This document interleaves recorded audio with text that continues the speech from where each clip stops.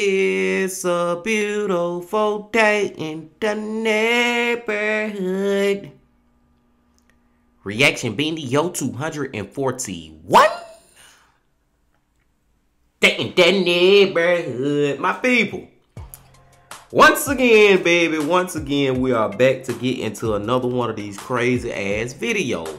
Hope y'all doing excellent out there, as always. Now, we gonna go to our homeboy channel that we ain't been to in over a month now. And he done dropped a couple of videos, you know, in the past month, but I just ain't had enough time to get around to him. But we finna get into this video today that he dropped yesterday, and I'm pretty sure it's gonna be good, cause we following this series of videos that he put out pretty hard too. I think we started on like volume 3, and we checking out volume 5 today. Now that homeboy that I'm talking about, y'all know who he is. Y'all know who he be. Lazy Masquerade. Going back to the lazy man, y'all. It's been a month since we've been over here. Title of the video: Disturbing Things I Found on the Internet, Volume 5. Volume 4 was crazy. Volume 3 was crazy. I remember a couple of the stories. So I'm pretty sure this shit finna be crazy too. Part 5. But before we see how crazy it is, my brothers and sisters, y'all know what y'all got to do. Get whatever you might need. Get what you need. We back to the lazy man. Y'all got what y'all need. Y'all ready to go? Then let's fucking go.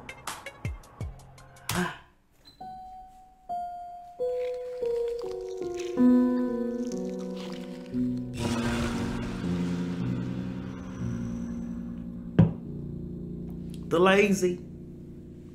And get whatever you may need. Today's video is sponsored by Raycon. Y'all fuck with Raycon, man. Y'all fuck with that.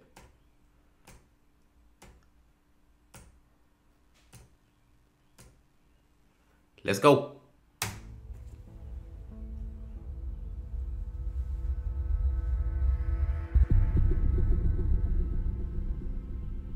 In the desolate mountains of Colorado, a cult known as the Lovers One operated for years, spreading their twisted beliefs and causing chaos. There's a lot of mind manipulation going on.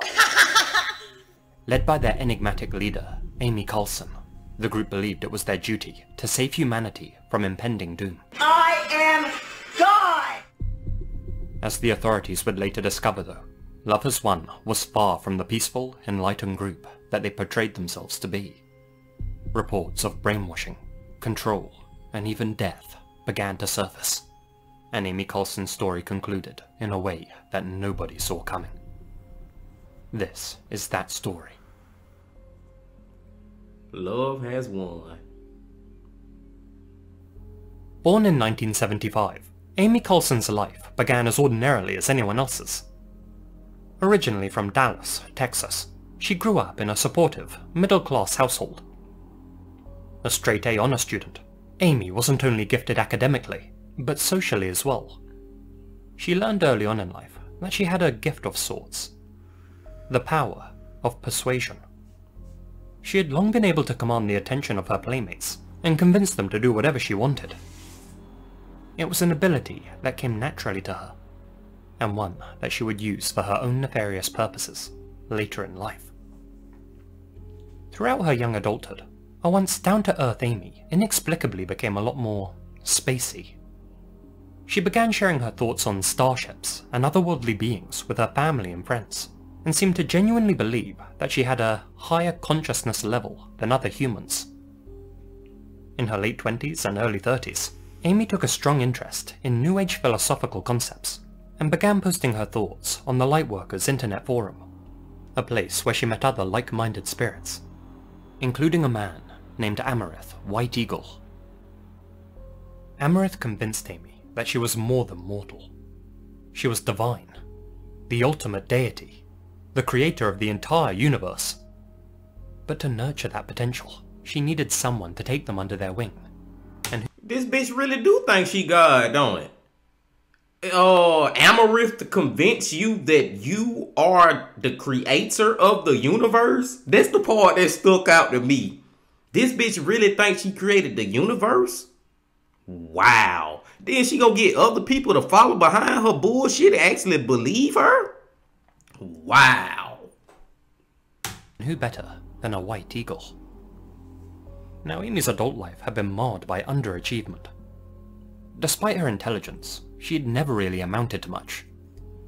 By 2007, she found herself in something of a rut. A frustrated young mother of 3 on her 3rd marriage, working as a manager at McDonald's. Now all she had to look forward to was an ordinary life.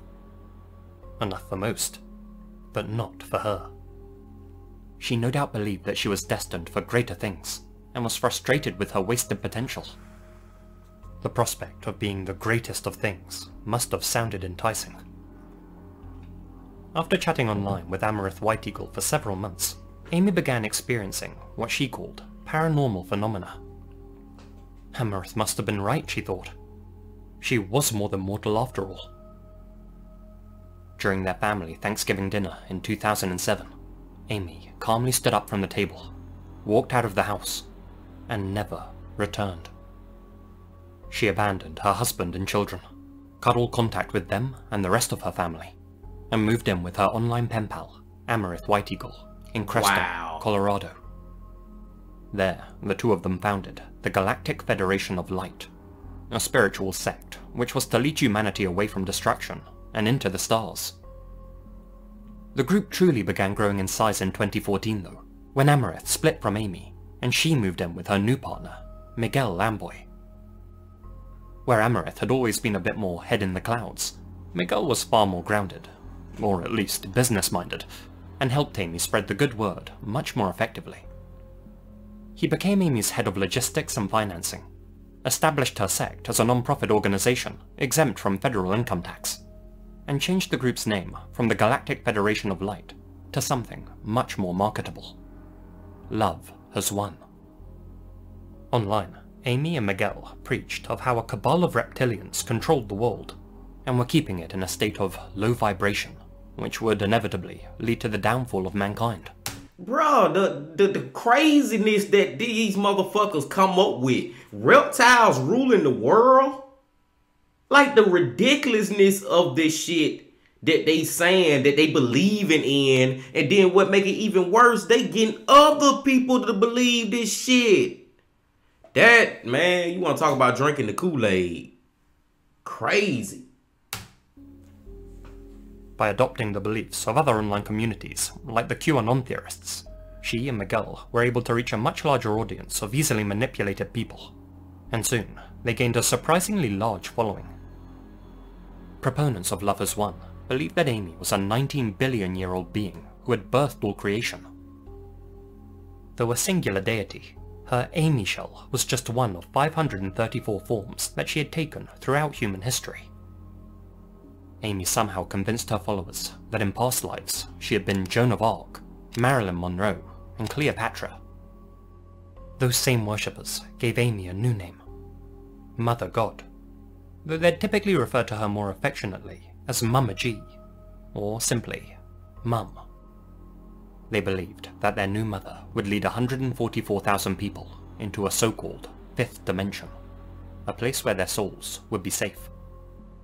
To add to all this delusion, the group also believed that Amy was the queen of the lost continent of Lemuria, that Donald Trump was her father in a past life, and that Amy frequently talked with the spirit of the late actor Robin Williams, who, of course, was actually the Archangel Zadkiel.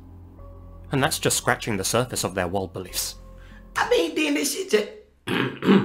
Excuse me, y'all. This shit just all over the place, man. They beliefs are just all over the place. We reptile ruling the world. She created the damn universe. She Mother God. In a past lifetime, Donald Trump was her daddy. Like, how do that even work? Like, y'all ages don't even work out for that to be possible, right? Out, man. With the group now growing dramatically in size, Amy moved as many as 20 core members to Colorado, where they lived with her and served her. There, they would livestream daily on YouTube, recruiting new members, requesting donations for their cause, and shilling all sorts of New Age products. They even offered their viewers what they called etheric surgery, which could, apparently, remove sickness and negative energy from the body, all for the low price of $88. Really? Suddenly Amy's true motivation becomes a lot more clear. This etheric treatment involved telling the patient to stare into the sun for prolonged periods of time in order to get light codes. Despite espousing the importance of love and peace, Amy ruled over her followers with an iron fist. She didn't permit them to sleep for more than 4 hours a night, was physically and verbally aggressive towards them, their children and their pets, made them wait on her hand and foot, and had them forward all of their savings to the group's bank account, which, of course, Amy used to finance her lavish lifestyle. Ex-members who were able to escape her grasp denounced Love Has Won as a cult, and the families of those who couldn't or wouldn't leave made countless reports to the authorities, stating that their loved ones were the victims of brainwashing and fraud. In May of 2020, one member of the group was even found staggering through the Colorado wilderness, disoriented, dehydrated, and not wearing any clothes. Apparently, Amy and her followers had banished this member, accusing him of lacking the right energy and of being on the wrong side of the mountain. This follower could hardly see where he was walking, since staring into the sun had severely blurred his vision. Even after being treated, he was still convinced that he had ascended into the world of the 5D Matrix. Even today, his family are still helping him recover. In August 2020, Amy flew herself and her followers out to the island of Kauai in Hawaii, where they set up their new base of operations. The locals quickly turned hostile when Amy proclaimed herself to be the Hawaiian goddess, Pele. Protests and demonstrations ensued, with the islanders demanding Love Has Won leave and never return. Eggs and rocks were thrown at their residents and vehicles. Things became so heated that the mayor of Kauai himself had to negotiate the group's departure from the island. Just 1 month after arriving, Love Has Won were effectively chased off Kauai, and they returned. And can y'all be mad at them people, bro, who live in Kauai and the lover of one coat come in this bitch? No, y'all finna get y'all ass the fuck on. We don't need y'all around here. We don't want that energy around here. I don't know if y'all seen that sign somebody had, but it was like, you're not the mother of God. Get the fuck out. GTFOH. You know what I'm saying? And hell yeah, get your ass the fuck out of here, man. Take you and your delusional ass people and go find you somewhere else to stay, because we don't want that shit around here. We don't want you starting to get into nobody's head around here and fucking up what we got going on. We believe in reality. Y'all believe in fan fiction. Man, let's keep going, man. Returned to Colorado in September. That same month, the group announced that their leader, 45-year-old Mama G, had lost the use of her legs and was slowly withering away. She was last seen by a member of the general public on April 10th, 2021. On April 28th, a chilling discovery was made. The authorities received a call from none other than Miguel Lampoy, Amy's first devoted member and financial guru. He told them that Amy was dead, and that when he had found her body, her brainwashed followers refused to let him or his son leave the compound. The Saguache County Sheriff's Office immediately raided the property. Their search of the premises was caught on body cam, footage which has recently been posted online.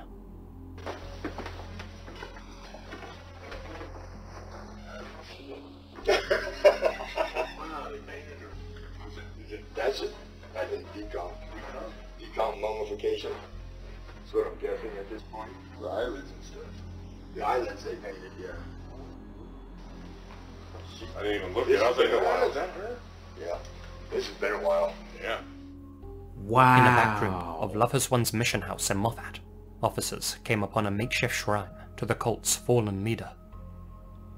Wrapped up tightly in a sleeping bag, decorated with Christmas lights, was their mummified mother god, Amy Colson. Her decayed face was covered in glitter makeup, and her eyeballs were missing. Since her fingerprints had rotted away, her own mother had to send in a DNA sample to confirm her identity. As it turned out, the resident members of the group had been living with Amy's corpse for the past 2.5 weeks, worshipping and preserving it. Photos taken just before her end showed an extremely emaciated Amy with thinning hair and purple-hued skin. To cleanse her body, she had been ingesting copious amounts of colloidal silver, which had, over time, resulted in her organs failing. Ironically, she had fallen victim to her own teachings. Wow. After the raid, 7 of her acolytes were arrested for false imprisonment, tampering with human remains, and a slew of other horrible charges, all of which have since been dropped. The circumstances of Amy's demise are still under investigation. As for Love Has Won itself, Amy's most devoted followers have since taken up the mantle and continue to try and spread her theology to the world. When news of her passing became public, they posted to their Facebook page that their mother had ascended into the 5th dimension. We thank everyone for their full surrender to the divine plan. Mum will give you the next step in your heart in every present moment you're there. Mum enters. The team are respectfully honouring the process law enforcement require, and we are grateful for their diligence in protecting humanity. Mum deeply loves our law enforcement officers, as she does each and every one of her children. The group have since rebranded as 5D All Disclosure, and its members continue to post videos on YouTube, though thankfully they don't seem to have caught on. A member of Amy's first contact ground crew team, Aurora, seems to be the person helming this. One of Amy's protégés, a man named Jason Castillo, with whom she had a relationship, has also set up his own offshoot group, Joy Reigns, where he goes by the alias Father. In an effort to fight their potential expansion, Amy Colson's own son, Cole, whom she walked out on when he was just 10, has appeared on national TV to warn others about his mother's demented cult. And as for Miguel Lamboy, he has since done everything in his power to dissolve Love Has Won, though that seems to be more for selfish reasons than anything else. Since the group's business accounts have been set up in his name, he's effectively taken the money and run. He continues to express his belief in Amy's divinity. His current whereabouts is a mystery. It's unclear whether he or any of the other members will face charges for their nefarious activities.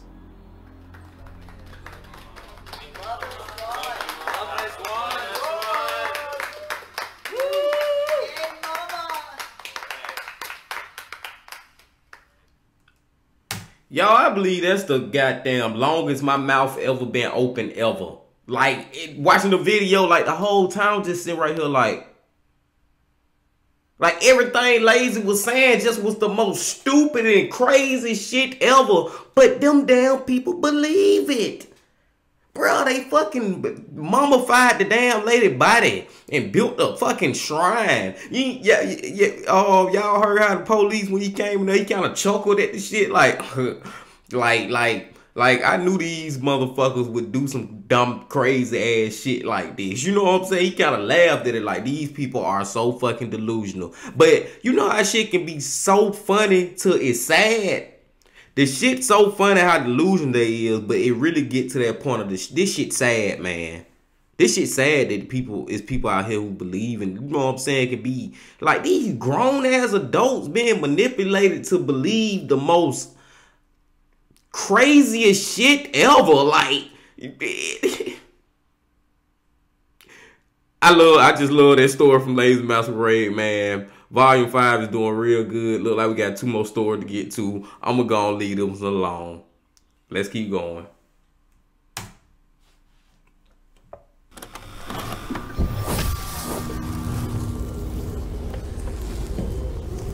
Cause that was crazy.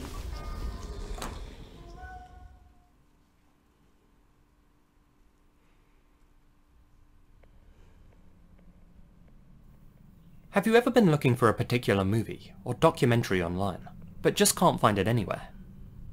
Reddit user PillowTalk65 was having that exact problem with the 2005 documentary Bangkok Girl, a film by Jordan Clark, which originally aired on CBC. On March 18th, 2023, they took to r/Unsolved Mysteries in hopes of finding this piece of seemingly lost media. Their ultimate aim, though, was to find out what really happened to the documentary's central figure, a young woman named Pla. About 5 years ago, I watched a documentary called Bangkok Girl. It was about a Thai prostitute, her difficult struggles, and the glimpses of happiness in her life. For some reason, this one really stuck with me, and I couldn't stop thinking about it for a long time. So, I decided to re-watch the documentary. Nothing. Nowhere to buy it. I've tried all the sites where you can usually watch movies for free. It's either out of stock, privatized, or removed. Simply nothing. No trace of someone mentioning it recently. It's practically been wiped from the internet. There are many weird things about this movie too. Pla, the girl at the center of the documentary, is supposed to have died. I remember it was something heart-related, but no clear COD was provided. After a bit of internet sleuthing, the documentary was found hidden away in a remote corner of the internet. Just as Pillow Talk had recounted, the film focuses on Pla, 19, a vivacious and charming lady who shows the director/cameraman, Jordan Clark, around her home city of Bangkok. Throughout, we get to hear about Pla's troubled life, the disturbing expats who bothered her and followed her around, her concerns for her future, and her fears about being trapped in a life that she couldn't escape. After watching it, I totally understand why her story stuck with Pillow Talk and so many others. There's just something instantly likable about Pla's personality, and instead of judging her for her profession, the film humanizes her. So, needless to say, the story's closing segment really does feel like a punch to the gut. Oh shit. Within a week, Pla was found dead. I was told the police report stated heart failure as the cause of death. A typical explanation to avoid costly medical examinations. Pla wanted to show me the beauty of Bangkok. She did, through herself and the warmth of her smile. But that ambiguous ending also left many scratching their heads. It just felt so sudden and unexplained. On screen, Pla looked to be a healthy young woman in the prime of her life. Had one of her customers done something to her? If so, who was responsible? Unfortunately, the director, Jordan Clark, gave no further clarification, saying in an interview that he had made a promise to not disclose any details. If you take to the internet now to uncover Pla's fate, you won't find any definitive answers. What you will find is a small community of people debating whether Pla really is dead at all. In the minds of some, Jordan Clark faked the end of the documentary for poignancy. The big finish, so to speak. He made up that Pla had died to give the film a greater impact, to make it more memorable and give him a better chance at jump-starting his career. The nature of her demise was ambiguous, because she really hadn't died at all. According to one person online, a friend of Pla's had personally told them, quote, "Kun Pla is alive and well, living a very successful married life outside of Thailand, with the ability to come and go as she pleases." Okay, so I gotta ask y'all real quick, man. Do y'all think Pla alive or not? Because, goddamn it, I'm 50-50 on this one, y'all. The damn director, whoever came out with this movie, could have just made up that Pla dead, you know what I'm saying, now, just so he can fucking get more views and put more bang to the end of the story, and you know what I'm saying, just make it more impactful, or whatever the damn word is. That's a possibility, but my only problem with that is, why we ain't heard from Pla? Is we gonna hear from her? All she gotta do is just show up one day and be like, Take a picture. She ain't gotta make a video. Just take a picture of you. If you don't want to, you know what I'm saying, be really like out there like that. But like, I feel like she can do something, bro. If she's still out there, to just let us know she out there. And she ain't gotta answer no questions. She ain't gotta tell nobody where she at. No, none of that. She just say, I'm still here. This is the date. Da da da da da da. And that'll be the end of it. So I'm 50-50, man. I hope we get an answer. I hope we get an answer. The content of Jordan Clark's trash may turn out to be very damaging to her and her loved ones. People who agree with that point of view say that it's odd that Jordan felt comfortable announcing Pla had died, but felt that he'd be breaking a promise if he released any details about it. True. To counter that, Jordan himself made the point that in order for his documentary to air on CBC, it had to go through an errors and omissions insurance process, in which 2 lawyers, the insurance company, and the broadcaster fact-checking department scrutinized all the material and information. Neither Jordan nor the broadcaster were likely to risk their reputations by deceiving their viewers. Perhaps Jordan couldn't, or for legal reasons wouldn't, hint at who was responsible. Perhaps he had his suspicions, but didn't know for sure. Perhaps he really just didn't know what happened to her, after all. Given how much Thailand's economy relies on tourism, it's not inconceivable that the government or local authorities would have tried to suppress that information. There is perhaps a third possibility. As stated by Jordan, and as can clearly be seen in the film itself, he and Pla formed a strong friendship. Could it be possible then, that after filming, but before broadcasting, Pla had a sudden change of heart and requested that Jordan manufacture her demise? Perhaps she met a new romantic partner and didn't want them finding out about her work history. Perhaps she didn't want the film to reach her family, who were ignorant to her profession. Perhaps she just wanted to distance herself from the documentary. Since the film was only to be broadcast by CBC, the only real chance of it coming back to haunt her was if it became a big hit in the West. If everyone thought she was dead, nobody would come looking for her, badgering her, or crucially her loved ones, for interviews, and revealing her secret job. That would explain who Jordan had made his promise to. Plus, by faking her demise, he could still go on to release the film that he had worked so hard on, while also doing a favour for a dear friend. That is, however, mere speculation, and although I do hope that is the case, I think, on the balance of probabilities, that Pla's life really did come to an abrupt end, as the documentary states, with the only real mystery now being how. Given how the Thai authorities sweep these types of matters involving bar ladies under the rug, we'll almost certainly never know for sure. And if it was at the hands of a customer, well, they'll almost certainly never face justice.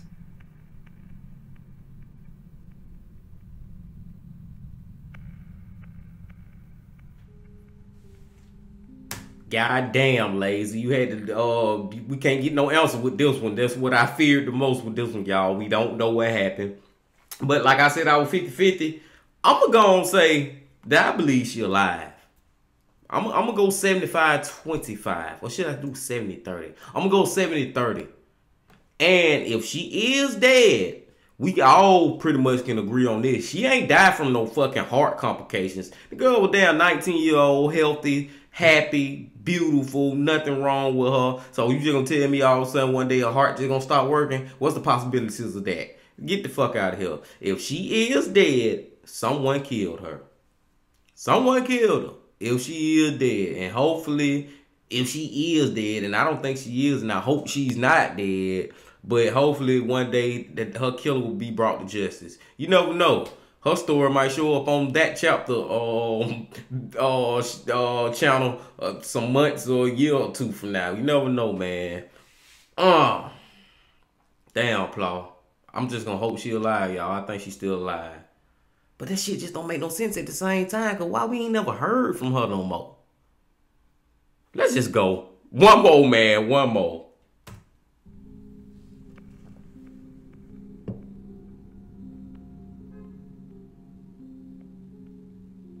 Time for a good old-fashioned Reddit mystery now. One that may be much darker than it appears on the surface. On the 6th of March, 2017, Reddit user Cassiel made a post on RBI a subreddit where members band together to solve real-world problems, both big and small. The post was titled, "Found Cry for Help on Reddit from Thai Factory Worker." Kaziel was referring to these posts, made by user Vegeta Gaiken 001. Since February 22nd, 001 had been leaving the same comment on various posts across the site, seemingly at random. I faced a serious problem of human rights at Vegeta Gaiken Thailand. Please help me. All the comments were identical. The same two sentences, written in slightly broken English. All except for one, that is, which appeared on February 23rd, written in Japanese. Translated, it read, I'm being power harassed in Thailand. After 3 weeks of leaving these comments over Reddit, 001 fell silent. He never posted again, and his account remains inactive to this day. His posts have mostly fallen on deaf ears. That is, until Kaziel picked up on them and connected a few dots. I googled Vegeta Gaiken, and it's a seemingly low-profile factory in Thailand. Thai factories have a notorious history of essentially holding their workers hostage as slaves in disgusting conditions. I think there's a good chance this is real, and that there are a number of people who need real and immediate help. If anyone who has the ability to find relevant resources could look into this and point appropriate parties in the right direction, they'll have my utmost gratitude. I know there's a possibility it might be a sick prank, but the name is awfully specific, and I imagine near impossible to coax from Google. I'm gonna have trouble sleeping tonight. As alluded to by Kaziel, there have been a slew of reports from Thailand about international factories and particularly fishing companies treating their workers like livestock. Damn. Numerous businesses have been exposed for using forced labour, for committing human trafficking and holding workers captive, and even for making some of their workforce disappear.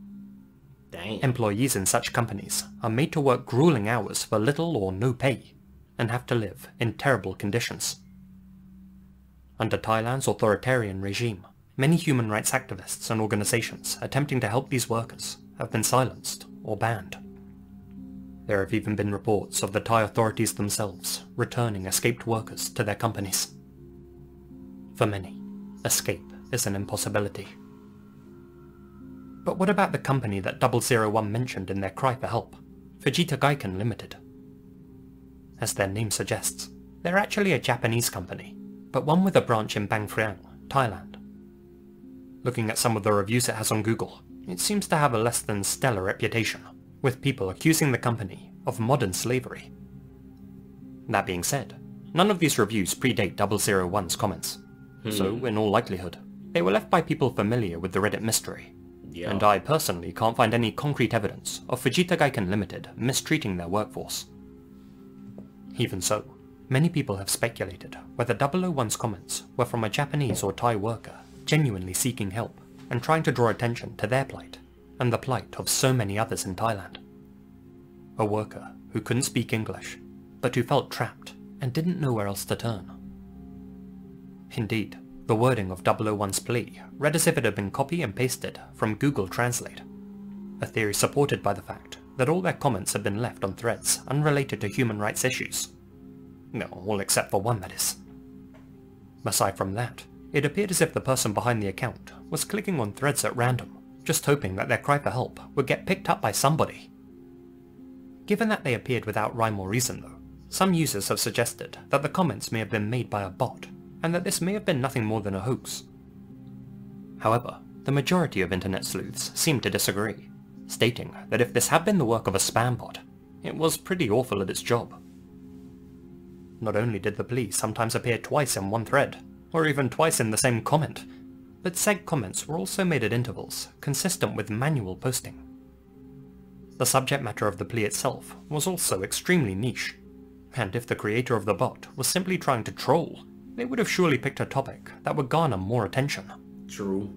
The fact they didn't respond to any replies left on their comments may have indicated they were a bot, or may have just meant that they had limited English abilities. The fact their account suddenly stopped posting could have suggested they were bored, or could have meant that they were rescued, or silenced. Since this mystery was brought to Reddit's attention, users have been able to track down a deactivated account by the name of help 001001001. In February 2017, this account had been posting identical messages to those made by Fujita Gaiken 001, and likely belonged to the same person. Now see, no. First of all, I'm gonna say, I don't think that that's a bot. I think that's a real person.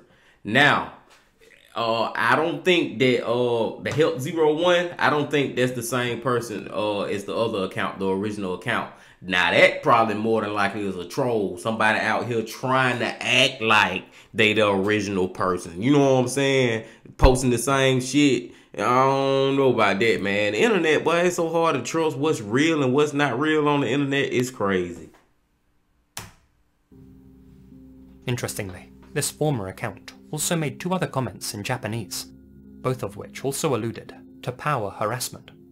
Which brings us back to Fujita Gaiken 001's one and only Japanese comment. Power harassment is, unfortunately, a common problem in Japan, and involves company workers in senior positions taking advantage of their underlings. Although horrible, it certainly isn't comparable to forced labour. Perhaps 001 was an employee of Fujita Gaiken's Thai branch, but had actually been complaining about workplace bullying rather than forced servitude. But what do you think? Were these comments a hoax, or a genuine plea for help? Was Fujita Gaiken 001 a troll, an employee with a horrible boss, or a worker forced to live the most terrible of existences imaginable? A life of servitude. Well, after looking into this mystery, and reading some of the reports about certain companies operating in Thailand, all I can say with certainty is that countless people are living that life as we speak. And for his sake, I hope Fujita Gaiken 001 isn't one of them. True.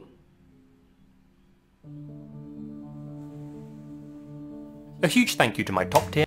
And I was just about to say that, y'all. Lazy summed it up. He summed that last story up with how I feel at the end. He summed it up, which basically is, I just hope that, if it is true, I hope that, no, let me say it right. I rather think that it's not true, just because I hope that Najito 01, whatever his name is, ain't actually was going through that shit. Like, I'd rather just believe that there's somebody trolling and bullshitting us than believe that somebody actually out there was struggling and trying to get somebody to help them. You know what I'm saying? But at the same time, Lazy right about that it is people over there in Thailand and, you know what I'm saying, overseas, who actually are in that type of struggle and really going through that type of, I kind of call it like, it's slavery in a way to me. Like, it's slavery, torture. In a way, it is, in a way, y'all, what them people go through over there, man. And I just, so I can, for lack of a better term or word, so I can sleep better at night, I just rather believe that somebody was trolling, man. I don't fucking know. That one was good. The middle one, I just hate that we don't know if Plow dead or not. I hate that part. But that first one, y'all, with that fucking coat, oh my God, man, these coats are so fucking crazy, y'all. They fucking they be so delusional. Like I said earlier, man, it's so funny till it becomes sad, man. The shit that they do. I digress. Appreciate y'all coming on back as always, my brothers and sisters. Make sure y'all hit that like button as always, my brothers and sisters. And make sure you come on back to the channel once again. Tomorrow is That Chapter Tuesdays. But until I see y'all tomorrow, my brothers and sisters, you know I got to say this. Love, peace, and happiness. Stay safe. Don't stop. Keep going. Yeah.